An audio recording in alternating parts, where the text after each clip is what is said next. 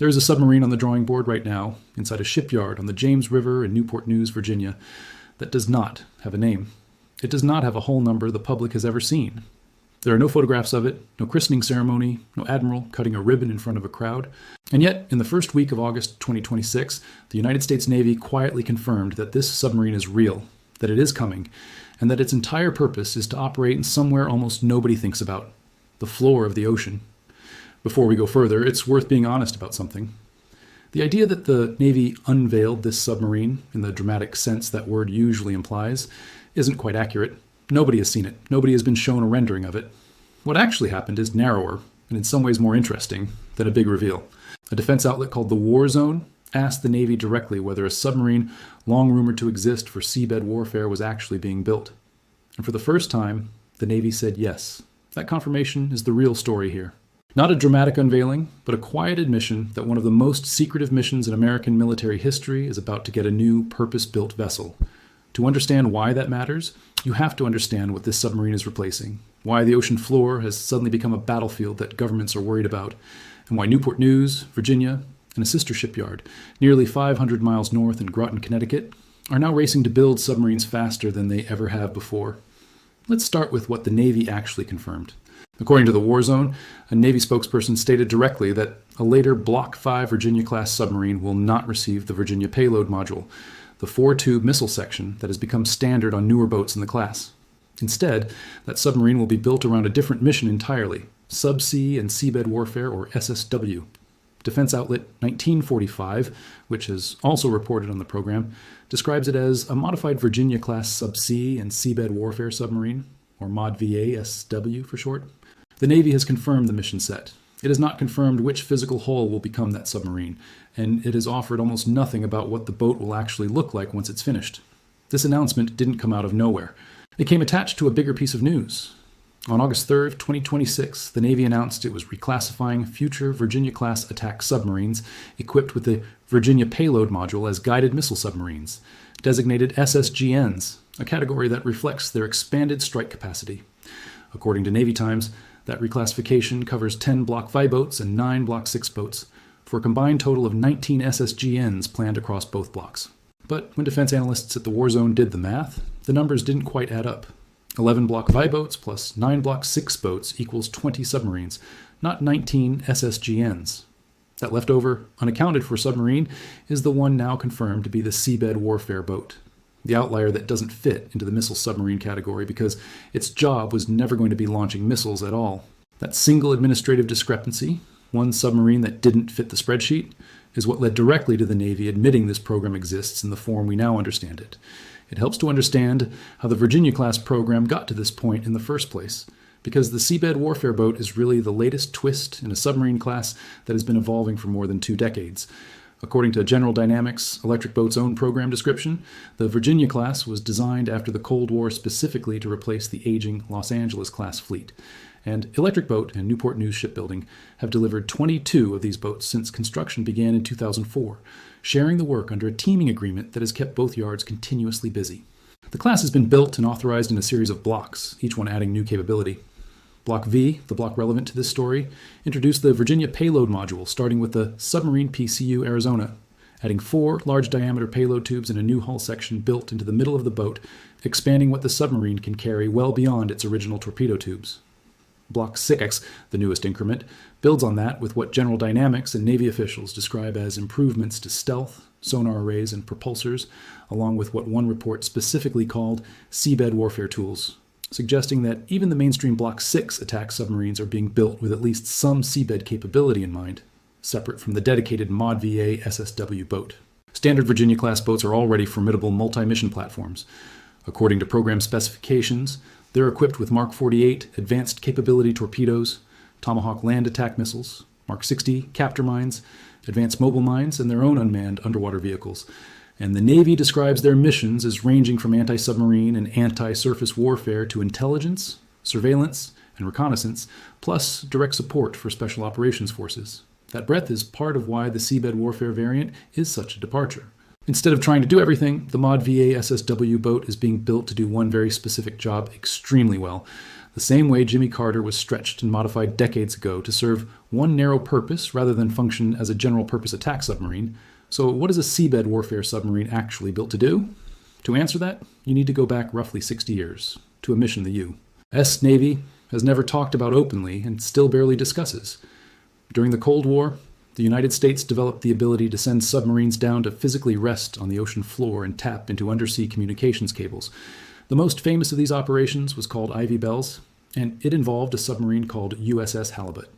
Halibut was eventually succeeded by USS Parche, a Sturgeon-class boat that analysts at outlets like 1945 describe as the most decorated submarine in U.S.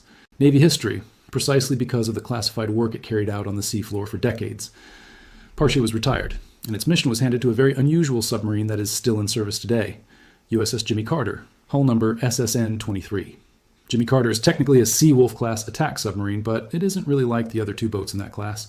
According to specifications compiled from Navy records, the standard Seawolf-class boat runs about 353 feet long.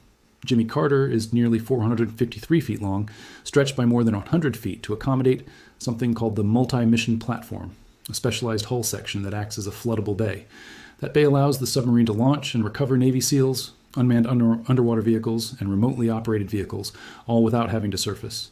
Analysis from 1945 describes Jimmy Carter's role as including specialized maneuvering thrusters that let it hover with precision directly over targets on the ocean floor, the kind of control you'd need to tap a fiber-optic cable or recover a sensitive object without disturbing it. Jimmy Carter was commissioned in 2005. That means, as of 2026, it has been quietly doing this job for roughly 2 decades. And here's the problem the Navy is now trying to solve. Jimmy Carter is approaching what's called a midlife reactor refueling, a major overhaul that will determine how much longer it can realistically serve. It is, in submarine terms, entering its 30s. For more than 50 years, according to naval analysis published by outlets covering this story, the United States has carried out its most sensitive undersea missions using a single, irreplaceable submarine at a time. First Halibut, then Parche, then Jimmy Carter. There has never been a backup. If something happened to Jimmy Carter tomorrow, America's ability to conduct seabed intelligence work would effectively stop. That single point of failure is precisely why the Navy has now confirmed it's building a successor. But there's a second reason this matters, and it has nothing to do with submarine age. It has to do with what's actually sitting on the ocean floor today, and who else is interested in it. According to reporting compiled by naval analysts, the cables running along international seabeds now carry almost all of the world's internet traffic and a staggering share of global financial transactions. Nearly every video call, stock trade, bank transfer, and email that crosses an ocean does so through a fiber-optic line lying on the seafloor, not through a satellite. For most of modern history, that infrastructure was simply too remote and too obscure for anyone to threaten. That is no longer the case. Analysts covering this story point to 2 countries in particular. Russia, according to open-source naval analysis, maintains a dedicated fleet of special mission submarines and deep-sea vessels, often associated with its GUJI Directorate, the main directorate of deep-sea research, that are specifically capable of operating on the seabed and, according to Western officials and multiple news organizations, including Reuters, have been linked to loitering near undersea cable and pipeline infrastructure in European waters. China, meanwhile, has reportedly been placing sensor networks across the Pacific that Beijing describes as civilian oceanographic equipment, but which Western defense analysts view with suspicion given their positioning near sensitive undersea routes. Neither of these claims is something this script can independently verify beyond what's been publicly reported by named analysts and outlets, but the pattern of concern is consistent enough and reported by enough separate sources that it has clearly shaped why the Pentagon is prioritizing this mission again after decades of relying on a single aging boat. To understand why the Pentagon suddenly cares this much about the seafloor, it helps to look at what's actually been happening in the Baltic Sea, because this isn't theoretical. Starting in October 2023, a Chinese-registered ship damaged a gas pipeline in the Baltic while traveling from a Russian port, according to reporting compiled by the security research group Global Security, org. Then, in December 2024, on Christmas Day, the S-Link 2 power cable connecting Finland and Estonia was severed. NPR reported that Finnish investigators found an anchor drag trail stretching, in the words of a Finnish police chief investigator speaking to national broadcaster Yle, somewhere between dozens of kilometers and nearly 100 kilometers. A pattern investigators said pointed to deliberate action rather than accident. Finland detained the vessel responsible, an oil tanker called the Eagle S, registered in the Cook Islands and believed to be part of what Western officials now routinely call Russia's shadow fleet. a collection of aging, often unmarked tankers used to move sanctioned Russian oil. The same incident also damaged 4 separate data cables, according to the Carnegie Endowment for International Peace. The European Commission and the EU's High Representative issued a joint statement condemning what they called the deliberate destruction of European critical infrastructure, and announced they'd pursue further sanctions targeting the Shadow Fleet. That wasn't an isolated event. According to a timeline compiled by Reuters, the Baltic region has faced a string of power cable, telecom link, and pipeline outages since Russia's invasion of Ukraine in 2022, prompting NATO to expand its naval presence with frigates, aircraft, and naval drones. In January 2025, an undersea cable between Latvia and Sweden was severed, and Swedish authorities boarded a Bulgarian-owned vessel that had sailed from a Russian port, later opening a sabotage investigation, according to research published through the University of Portsmouth.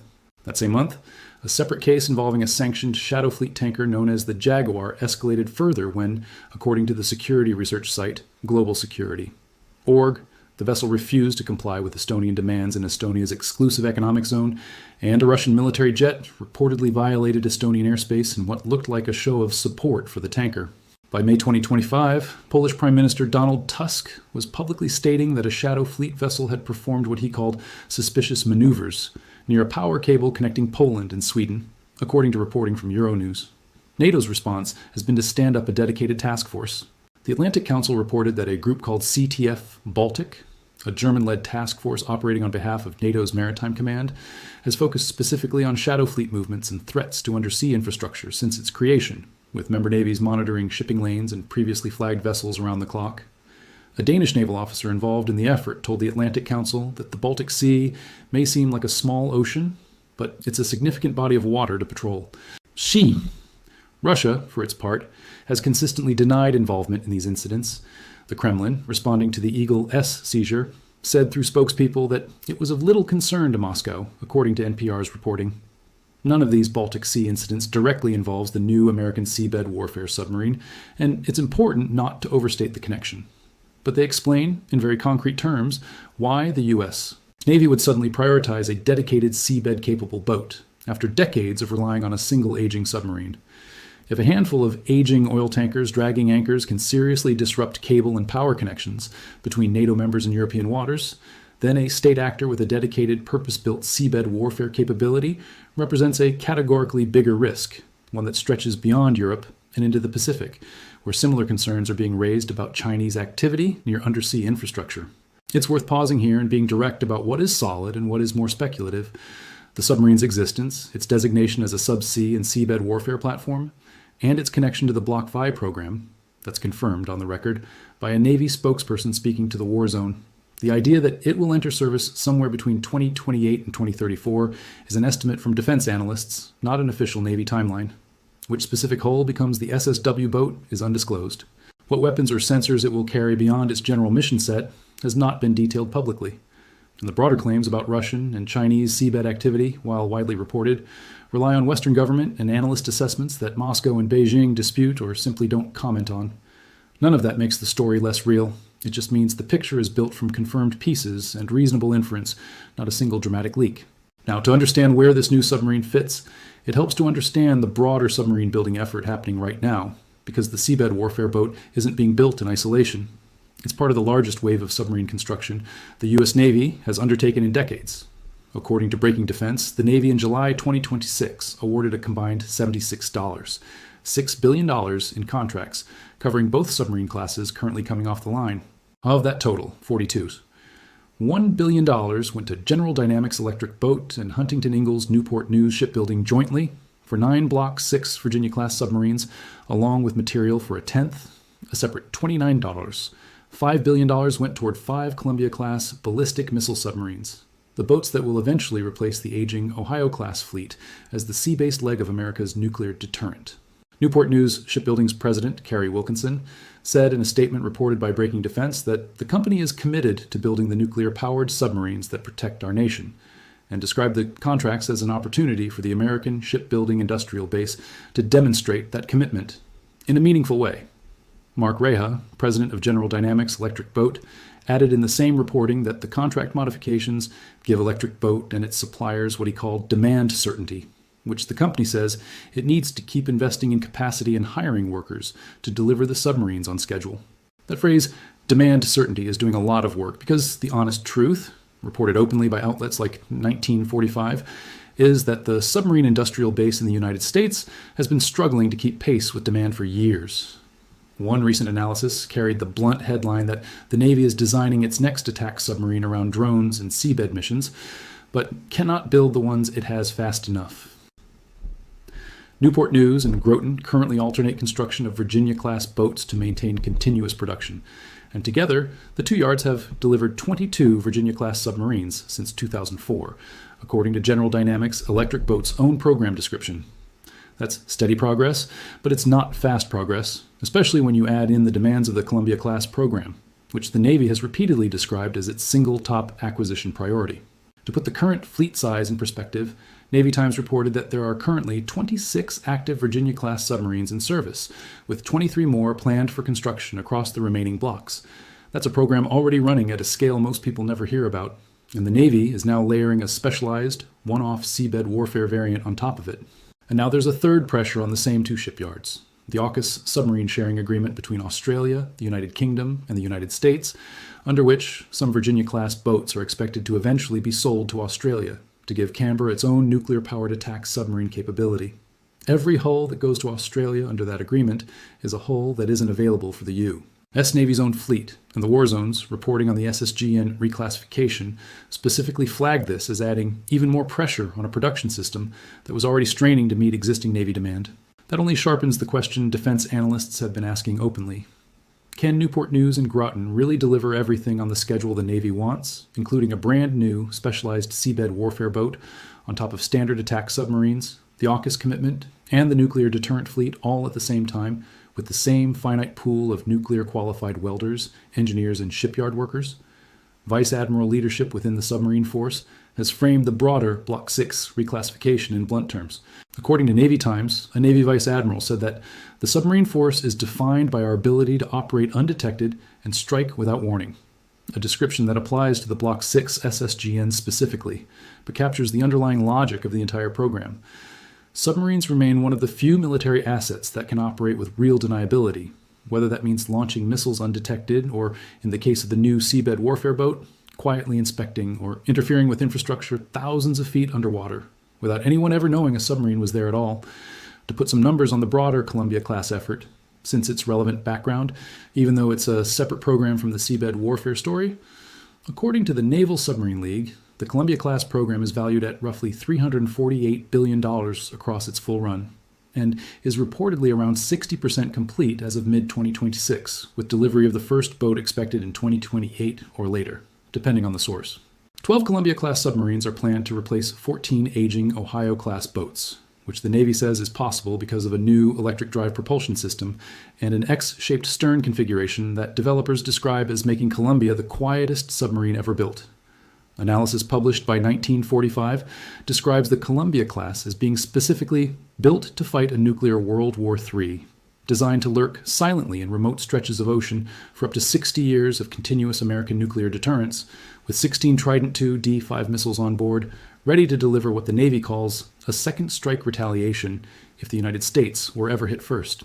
Columbia isn't the seabed warfare boat, and its mission of nuclear deterrence is completely separate from tapping cables or inspecting seafloor infrastructure. But it's part of the same industrial squeeze, competing for the same welders, the same nuclear-qualified engineers, and the same dry docks in Newport News and Groton, which is exactly why analysts keep raising doubts about whether the seabed warfare boat can realistically be delivered on top of everything else already on the 2 yards books. That squeeze is worth sitting with for a moment, because it's easy to talk about submarines in the abstract as pieces of steel, and doesn't always land how much this is actually about people. Building a nuclear-powered submarine hull in Newport News or Groton requires specialized welders certified to work on nuclear-qualified steel, engineers who understand reactor systems, and a supply chain of parts manufacturers spread across dozens of states. When 1945 reported that the Navy is designing its next attack submarine around drones and seabed missions, but cannot build the ones it has fast enough, that wasn't a comment on engineering. Ambition. It was a comment on workforce and industrial capacity, the unglamorous constraint that ultimately decides whether any of these confirmed programs, and the seabed warfare boat included, actually show up on schedule. There's also a robotic layer to this story that's worth mentioning, because seabed warfare in 2026 isn't only about crewed submarines anymore. According to Naval News, which covered the topic at the Sea Airspace 2026 Symposium in National Harbor, Maryland, the defense contractor L3 Harris is delivering a submarine-launched autonomous underwater vehicle called the Iver-4 900 to the Navy. A company representative, J.R. Gear, described the vehicle's purpose in blunt terms, saying that unmanned systems are well suited for what he called the dull, dirty, and dangerous work traditionally handled by human divers working from a submarine. The Iver-4 900 is intended to handle mine warfare forward intelligence gathering and seabed mapping, launching and recovering itself automatically to reduce the workload on submarine crews. Separately, there's an even more unusual vehicle already in limited service that illustrates how far this shift toward robotics has gone. It's called Ghost Shark, and according to publicly available program information, it's a large autonomous underwater vehicle jointly developed by the defense company Anduril Industries and Australia's Department of Defence for the Royal Australian Navy. 3 prototypes were built for Australia and 1 for the United States Navy. Ghost Shark was first publicly revealed in April 2024, and full-rate production for the Australian Navy was announced in September 2025, with commissioning reportedly planned around January 2026. Publicly available specifications describe it as roughly 12 meters long with an estimated draft of about 2 meters, but beyond those broad figures, details of its actual design haven't been publicly released, which is itself telling. Even a program that's technically been unveiled, in the sense of having a name and a public program announcement, remains almost entirely opaque when it comes to specifics. That pattern, official acknowledgement paired with almost total secrecy about capability, is exactly what's playing out again now with the Navy's seabed warfare submarine. It's also worth noting that these autonomous vehicles aren't meant to replace crewed boats like the future Mod VA, SSW submarine, or Jimmy Carter before it. Based on how the Navy and contractors describe these programs, unmanned systems like Ghost Shark and the Iver-4 900 are meant to work alongside a crewed mothership, extending its reach into places or situations too risky to send a crewed vessel, while the submarine itself still provides the stealth, endurance, and human decision-making needed for the most sensitive parts of a mission. In other words, the future of American seabed operations looks less like one boat doing everything alone, the way Jimmy Carter has for 2 decades, and more like a crewed submarine coordinating a small fleet of drones working the seafloor around it. Jimmy Carter itself deserves a little more attention here because most of what makes it remarkable has almost nothing to do with weapons. Its multi-mission platform, that stretched 100-foot section built into the hull, isn't armed at all in the traditional sense. According to specifications compiled from Navy records, it functions as a floodable bay, meaning sections of the submarine can be deliberately flooded with seawater to allow divers, Navy SEALs, or unmanned vehicles to exit and re-enter the submarine while it remains submerged, without ever having to surface and expose itself. Analysts describe the boat as being fitted with specialized maneuvering thrusters that give it an unusual ability to hover in place with precision, rather than relying purely on forward motion and rudders the way most submarines do, which is exactly the kind of fine control you'd need to lower a diver directly onto a specific stretch of fiber-optic cable or hold position over a piece of debris on the seafloor without drifting. It's a submarine built less like a warship and more like an underwater workshop, one that happens to also be nuclear-powered and armed for self-defense. That kind of specialized design doesn't come cheap, and it doesn't come quickly. The original Seawolf class was supposed to include 29 submarines, according to published class specifications, before Congress scaled the program back dramatically after the Cold War ended, ultimately building only 3. Seawolf itself, Connecticut, and Jimmy Carter, the last and strangest of the 3, finished years after the original 2 and specifically modified for its unique mission. With only 3 Seawolf-class boats ever built, and only one of them converted for seabed work, the Navy has genuinely had no backup for Jimmy Carter's mission for over 2 decades. That's the single point of failure that keeps coming up in analyst commentary on this story, and it's the most concrete reason, separate from any geopolitical tension, that a successor submarine was probably going to be necessary eventually, regardless of what Russia or China were doing on the seafloor. So why does any of this matter to someone who isn't a defense analyst? Because the ocean floor has quietly become one of the most strategically sensitive spaces on the planet, and almost nobody in the general public has been paying attention to it. We talk constantly about air power, about aircraft carriers, about missile defense. We talk far less about the physical cables under the Atlantic and Pacific that make the modern internet possible, or about the handful of submarines on all sides that are specifically built to interact with those cables directly. For 50 years, the American side of that story has depended on one submarine at a time. Now, with Jimmy Carter aging and undersea infrastructure more contested than ever, the Navy has confirmed it's finally building a dedicated successor, even if it isn't ready to say much else about it yet. There's one more dimension worth mentioning before we get to sourcing, and it's the question of timing. Why is the Navy confirming any of this now, in the summer of 2026, rather than staying silent the way it has for most of the last 2 decades about Jimmy Carter's actual work? Part of the answer is almost certainly bureaucratic rather than strategic. The August 3rd reclassification announcement, splitting Virginia-class boats into SSNs and SSGNs, forced a level of public accounting that hadn't existed before, and the seabed warfare boat only became visible because it didn't fit cleanly into either category. In that sense, this wasn't so much a deliberate reveal as a byproduct of paperwork, a classification exercise that happened to expose the existence of a program the Navy might otherwise have preferred to keep entirely out of public view for a while longer. That's a very different story than the Navy just unveiled a secret submarine, but it's arguably a more honest one, and it says something about how these programs usually come to light in the first place. Not through dramatic press conferences, but through contract numbers and classification schemes that don't quite add up if you're paying close enough attention. It's also worth noting what this story is not. It is not confirmation that America has developed some kind of revolutionary new stealth technology that instantly outclasses every rival submarine on Earth. It is not evidence of an imminent conflict. And it is not, despite how some headlines have framed it, a dramatic public unveiling with photographs and fanfare.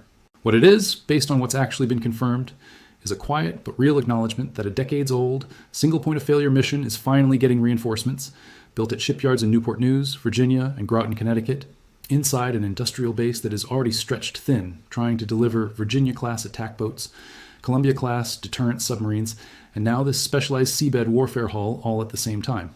Before wrapping up, it's worth being transparent about where this information came from and where the uncertainty still lies.